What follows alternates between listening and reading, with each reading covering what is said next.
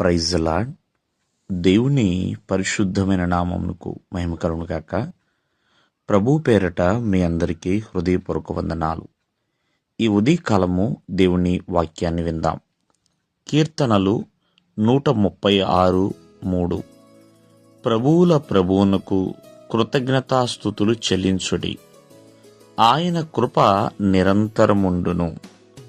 ప్రియమైన వర్లరా, దేవునికి కృతజ్ఞతాస్తుతులు చెల్లించుట ఎందుకు అని ఆలోచిస్తే, ఆయన దయాళుడు,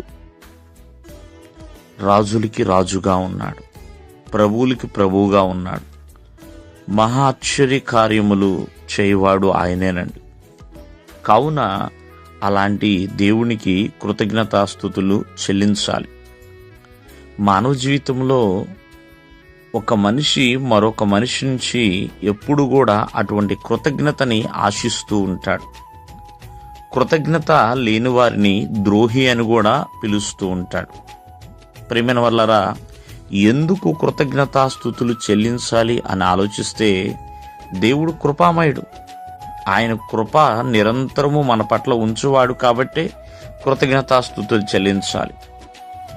మీరు గ్రహించినా గ్రహించకపోయినా దేవుడు ప్రతి ఒక్కరి పట్ల అనుదినము మేలు చేయుచూనే ఉన్నాడండి.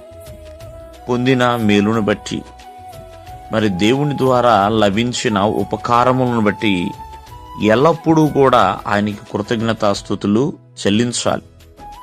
మరి మనం చెల్లించే కృతజ్ఞతాస్తుతుల ద్వారా దేవునికి మహిమ చేకూరుతుంది. ప్రేమైన వల్లరా, ఆయన కృప నిరంతరము ఉంటుంది. భక్తుడు యెషయా ప్రవక్త రాస్తూ ఉంటాడు, పర్వతాలు తొలగిన, మెట్టలు తత్తరలిన, నా కృప నిన్ను విడిచిపోదు అని. నిజమేనండి. ఎవరైతే ప్రభువునందు విశ్వాసం ఉంచి మరి ప్రభువుని ఆశ్రయించి జీవిస్తున్నారో వారికి ఎల్లప్పుడూ కూడా దేవుని కృప అనేది ఉంటుంది. కావున దేవుని కృప ఎల్లప్పుడూ నీ మీద ఉండాలి అన్నా, దేవుని యొక్క ఉపకారములు ఎల్లప్పుడూ మనము చూడాలి అన్నా, ఎల్లప్పుడూ కృతజ్ఞతాస్తుతులు చెల్లించాలి. అలా చెల్లించేవారిగా ప్రతి ఒక్కరు కూడా జీవించాలి. ఎందుకంటే కృతజ్ఞతాస్తుతులు చెల్లించాలి. ప్రియమైన వర్లారా, మేలు వెంబడి మేలు చూడాలన్నా, కృప వెంబడి కృప పొందుకోవాలన్నా, ప్రియమైన వర్లారా, ఎప్పుడు కూడా కృతజ్ఞత చెల్లించేవారిగా ఉండాలి.